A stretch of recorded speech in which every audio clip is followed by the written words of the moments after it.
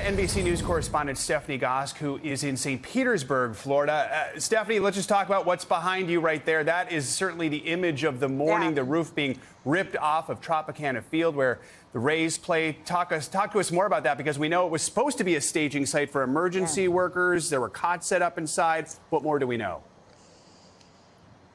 Yeah, Joe, a Major League Baseball stadium that houses 25,000 no longer.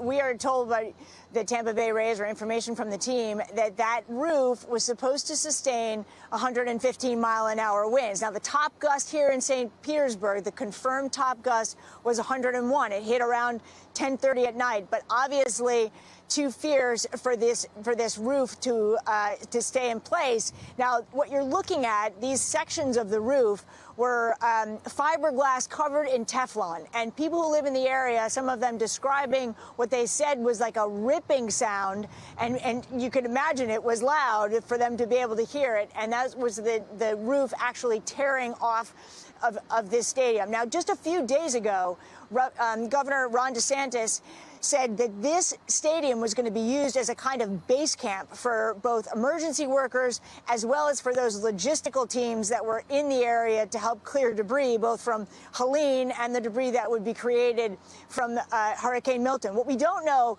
yet, and we don't have confirmation of, is how many people were actually inside this building last night during the storm. It was not being used as a shelter for people. That we do know. We talked to the fire department overnight, who told us there were some personnel inside and that they were hiding in corridors.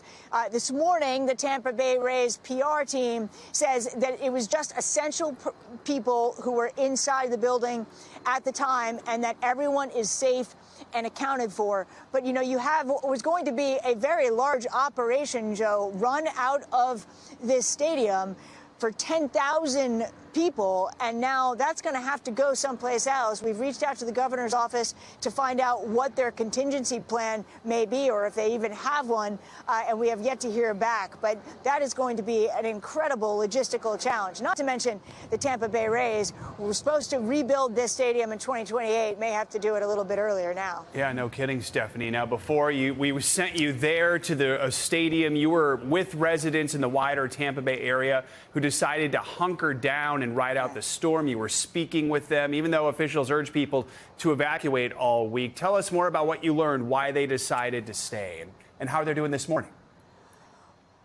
Well, there are a lot of reasons. I think when people look at these storms and they talk about the people that are not heeding the warnings, they imagine these kind of cowboys hunkering down and they're like, well, we're gonna tough it out. But a lot of people stay for much more pressing reasons. For instance, they don't have the money to leave, or they may not have a car, they may not have gas, or situations like that, or it may just be too difficult for them to leave their homes. We did speak to some of those people, and they were nervous about their decision. They weren't in evacuation zones, the people we spoke to, but they had already gone through Helene, and they had come back, and they just didn't want to have to go through what it was going to be to be in a hotel again and wait for things to come back. Now, those people are going to be stuck in a situation now in this area where it's very difficult to live and uncomfortable. You don't have a lot of gas. A lot of the roads are either flooded or blocked, and it is going to last for days. And those power outages as well, Joe, 2 million people, that's not going to be quickly remedied.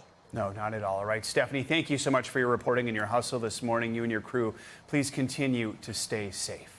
Thanks for watching. Stay updated about breaking news and top stories on the NBC News app, or follow us on social media.